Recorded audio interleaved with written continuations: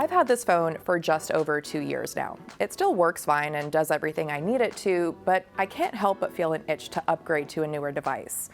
This has become the natural life cycle of a phone, where after a couple years, you feel like you have to upgrade or risk falling behind on the latest tech. This feeling is exacerbated by the fact that companies like Apple and Samsung roll out new phones every year, even if the updates are incremental. So if it's been a couple years or more since you bought your phone, it's easy to feel like you're trailing behind everyone else. Even with annual phone launches, studies show people are holding onto their devices longer. In 2018, US smartphone owners used their phones for an average of about 24 months before upgrading, up from around 22 months in 2016. And in 2019, smartphone upgrades hit record lows at Verizon and AT&T, two of the US's biggest carriers. There's a variety of reasons for this. For one, phones are becoming more expensive. Prepare to pay anywhere from $600 to $1,200 for most flagship phones, or up to $1,800 if you're going for something like the Galaxy Z Fold 4. Also, the upgrades from one generation of a device to the next might not be big enough to tempt someone to switch. Cameras are still getting better with each generation, but chances are if you have a top-tier phone from the last couple years, your camera's already pretty good. And then there's the more obvious reason, which is if your phone still works, why upgrade? Phone makers like Apple have felt the pinch of these less frequent upgrades. It's pushed the company to expand its offerings into areas like TV streaming and fitness services so it can continue to lure in customers and their dollars even when they're not looking to buy a new phone. But that hasn't stopped companies like Apple and Samsung from debuting new phones each year. It's a model that seems to work pretty well for them. Yes, you might be fine with your phone today, but you are just one person. There are plenty of people who bought a phone a year earlier than you, or maybe were walking around and dropped their phone on the pavement or in a toilet and need a new device, or a kid got a hold of it. They might want a new phone. This could be the right time for them. There are a whole host of different factors as to why somebody would be wanting a new device. And these companies want to make sure they have a product out there, so when that person is looking for their new phone, they have an option from that. Basically, they want to make sure that whenever you're looking for a new device, they'll have a flashy new offering to tempt you with, which then of course leads to more money in their pockets. There were 40 million phone upgrades over the last 4 quarters in the US alone, and 105 million phone sales total, according to analyst Roger Ettner from Recon Analytics. So it's a pretty sizable market. It's not just phone companies that want you to upgrade. Wireless carriers have all sorts of trade-in deals and discounts to try to lure you in too. They might offer a free iPhone or Galaxy if you commit to a 36-month plan, because then they've got your payments locked in for a while. Carriers might also offer installment plans so that you can pay off your phone in chunks, which makes those high prices a little easier to stomach. If you've been holding onto your phone for 2 or more years, the specs on the latest model can seem much more tempting, and companies bank on that. A lot of people, when they're evaluating what phones to upgrade from, they're not looking at it necessarily from a year-to-year basis, because they probably aren't upgrading, say, from an iPhone 12 to an iPhone 13. They're upgrading from maybe an older iPhone, like an iPhone 7 or 8 or 10, and looking at getting a new phone now. So they're comparing that device, the device they currently have, with the latest that's on the market.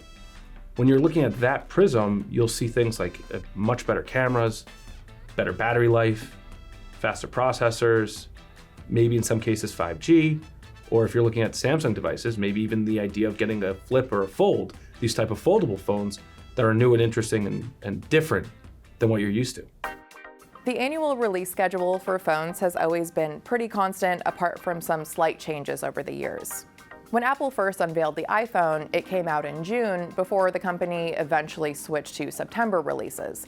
This works well because it's before the holiday season and gives people enough time to plan ahead and get their hands on the latest iPhone. Samsung does 2 major releases a year. Typically, it unveils the latest Galaxy S series phones at the beginning of the year, and then in the second half of the year, near August or September, would introduce the latest Note devices. Now that the Note has been phased out, it uses that time to unveil the latest models of the Galaxy Z Flip and Z Fold phones, and most other manufacturers stick to 1 or 2 major phone releases a year too.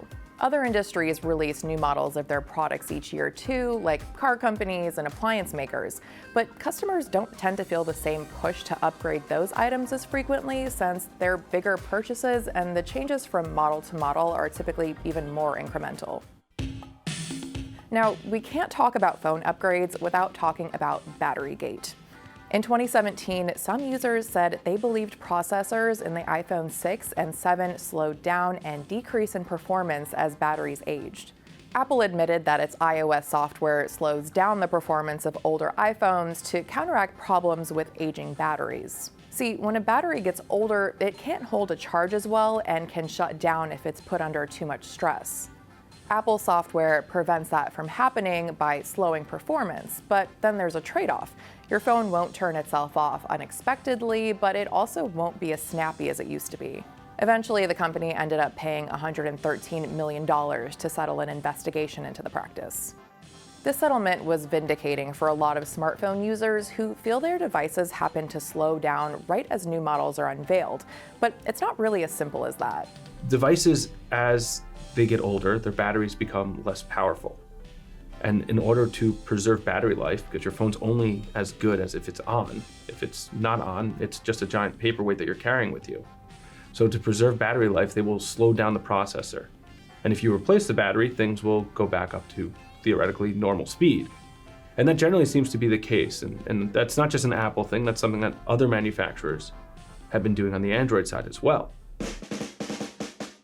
When you trade in your phone for a new one, wireless carriers and phone manufacturers will either refurbish and resell it, reuse some parts, or recycle the device if it can't be salvaged. If you choose not to trade in your old device, it's important to know how to dispose of it. Hint, don't throw it in the garbage. The best way to dispose of it properly could be anything from going to your local carrier and seeing what kind of trade-in deals they have, or what kind of recycling programs they have. Many big box retailers, or even some manufacturers, including Apple and I believe Samsung as well, will offer, if your phone doesn't have any trade-in value, to recycle it and dispose of it for you for free. Because phones are so pricey these days, it can be good to take some time to explore your options. Look into how much you could get for a trade-in or how much you might make if you sell your old phone on your own. That could make those high prices for a new phone a little bit more manageable. But ultimately, don't let the barrage of smartphone releases make you feel like you have to upgrade if you don't actually need to. If your phone is fine and you have no burning desire to upgrade, don't upgrade. There's no real rush to get something unless you need to. The advice I give most people when they're saying, should I wait or should I buy, is if your phone is good for you now, you're more than happy to keep using it and you'll be fine. The longer you wait, the closer you are to something new coming out. That's just the way technology works. How often do you upgrade your phone? Leave us a comment and don't forget to hit like and subscribe for more content from CNET.